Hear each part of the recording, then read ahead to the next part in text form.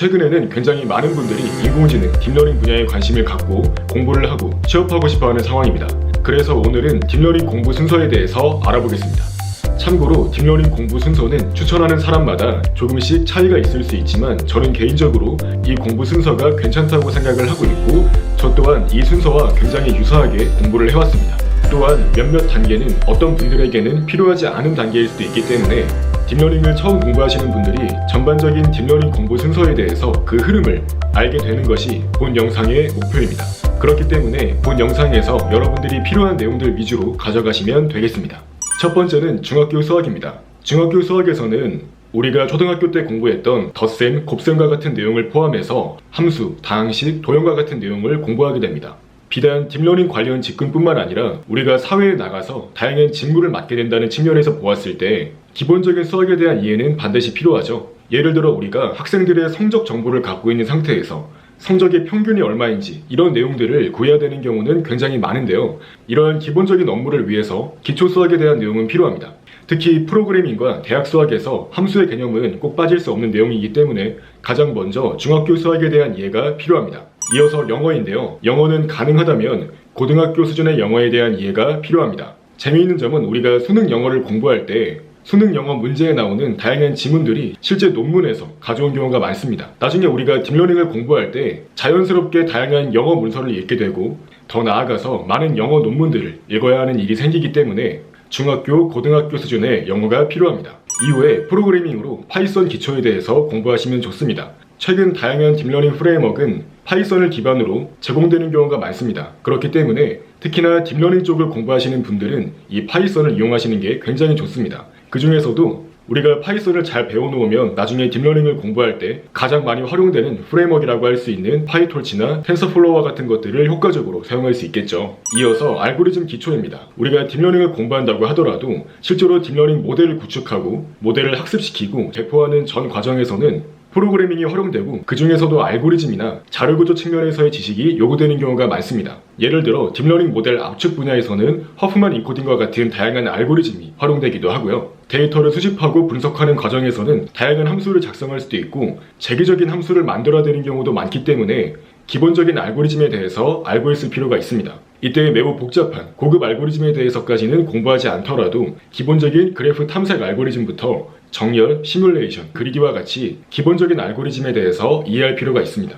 이어서 고등학교 수학인데요. 우리가 딥러닝을 공부할 때는 고등학교 수학에 대한 이해는 반드시 필요합니다. 특히 수학의 경우에는 교육과정에 따라서 조금씩 차이가 있을 수 있겠지만 고등학생 때 공부하는 기본적인 기하와 벡터, 행렬, 미분, 확률에 대한 내용은 여러분들이 어떤 공대를 가더라도 계속해서 요구되는 기본적인 수학 베이스이기 때문에 여러분들이 특히 딥러닝을 공부할 때에도 이러한 기본적인 고등학교 수학에 대한 이해가 필요합니다. 물론 딥러닝 공부를 시작할 때 처음 할 때부터 매우 어려운 대학 수학에 대한 내용을 잘 모르더라도 딥러닝 모델이 학습하는 기본적인 원리에 대해서 이해할 수 있습니다. 그 이후에 복잡한 대학 수학을 공부할 수도 있기 때문에 최소한 딥러닝을 이해하기 위해서는 기본적인 미분에 대한 지식과 벡터 그리고 행렬에 대한 지식은 필요합니다. 이후에 컴퓨터 공학 기초입니다. 컴퓨터 공학에서는 컴퓨터 구조, 운영체제 등 컴퓨터 전반에 걸친 다양한 것들을 공부하게 되는데요. 이러한 컴퓨터 공학의 기본적인 내용에 대해서 이해하시면 좋습니다. 왜 딥러닝 모델이 학습할 때 CPU보다 GPU 기반의 구조가 더 효율적인지, 특히나 딥러닝 엔지니어링 측면에서 하드웨어 가속 등 딥러닝 분야에서 계속 공부를 하게 되면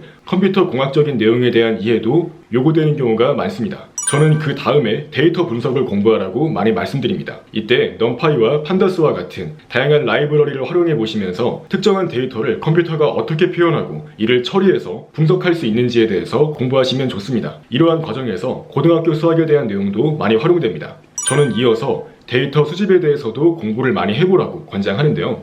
사실 데이터 수집은 그 중요도가 적을 수도 있지만 저는 데이터 수집 과정에 대해서도 공부를 해보길 권장합니다. 예를 들어 우리가 이미지 분류 모델을 만든다고 하면 이미지를 다양한 웹사이트에서 크롤링한 뒤에 이를 가공해서 모델 학습에 사용할 수 있는데요. 파이썬의 다양한 웹 크롤링 라이브러리를 활용해서 데이터를 직접 수집해보는 과정을 경험해보시는 것을 권장합니다. 이어서 데이터 시각화입니다. 이때 기본적으로 매플러립과 같은 라이브러리를 활용해보실 수 있습니다. 우리가 수집하고 가공한 데이터를 실제로 보기 좋게 잘 시각화해서 데이터 내에 존재하는 중요한 정보를 캐치하기 위한 가장 기본적인 훈련입니다. 또한 나중에 딥러닝을 공부한 뒤에 우리가 만든 딥러닝 모델이 얼마나 좋은 성능을 냈는지, 또한 다른 모델과 비교했을 때 어떤 장단점이 있는지, 이러한 정보들을 기본적인 시각화를 통해서 확인할 수 있는 능력이 요구됩니다. 저는 이후에 딥러닝 기초에 대해서 공부하는 것을 권장합니다. 이때 특히 리그레션 문제나 기본적인 이미지 분류 방법에 대해서 공부해 보시면 좋습니다. 최근에 딥러닝 기초 강의는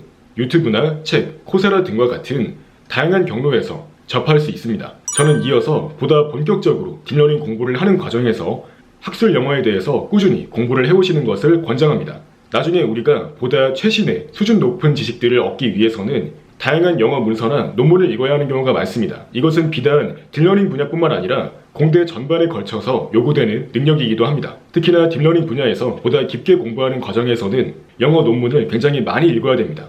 그렇기 때문에 꾸준히 많은 논문들을 접하고 많은 영어 자료들을 접해보시면서 영어에 익숙해지고 특히 학술 영어 측면에서 공부를 해보시는 걸 권장합니다. 이어서 선형대수학입니다. 대학 수학에서 딥러닝을 공부하기에 가장 많은 도움을 줄 수 있는 대학 수학 중 하나가 바로 선형대수학인데요. 우리가 딥러닝 모델을 학습시킬 때 이미지, 텍스트와 같은 것들은 일반적으로 벡터, 행렬, 텐서와 같은 형태로 딥러닝 모델에 입력이 되어 처리되는 경우가 많습니다. 기본적으로 컴퓨터가 데이터를 어떻게 표현하고 어떻게 처리하고 고차원상의 데이터를 어떻게 저차원으로 압축하는지, 이러한 전반적인 내용에 대해서 이해하기 위해서는 선형대수학에 대한 이해가 반드시 필요합니다.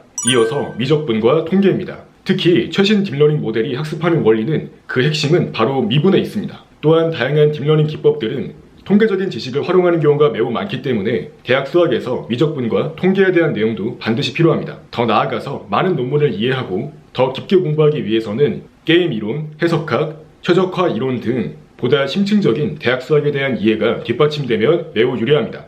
이어서 전통적인 기계학습에 대해서 공부하시면 좋습니다. 딥러닝을 보다 깊게 공부하기 전에 SVM이나 SVD, PCA와 같은 보다 전통적인 기계학습에 대한 방법에 대해서 이해하시면 좋습니다. 나중에 어차피 또 공부를 해야 되기 때문에 틈날 때마다 보다 전통적인 기계학습에 대해서도 관심을 가지시면 좋습니다. 저는 이어서 컴퓨터 비전에 대한 전반적인 내용에 대해 공부하시기를 권장합니다. 특히 오브젝트 디텍션, 겐과 같은 세부적인 분야를 한 가지 결정하셔서 컴퓨터 비전 측면에서 깊게 공부해 보시는 것을 추천합니다.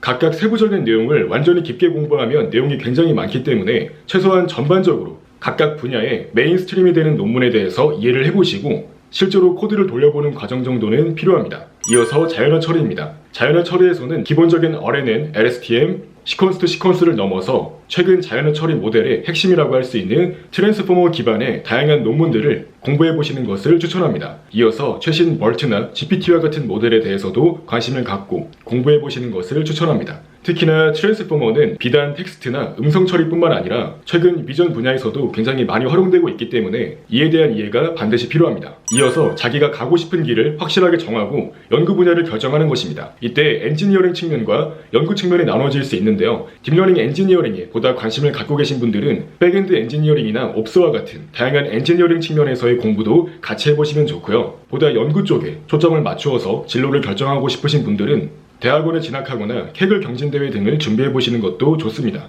이어서 자기가 결정한 그 분야에 맞게 보다 깊게 공부해보시면 좋습니다.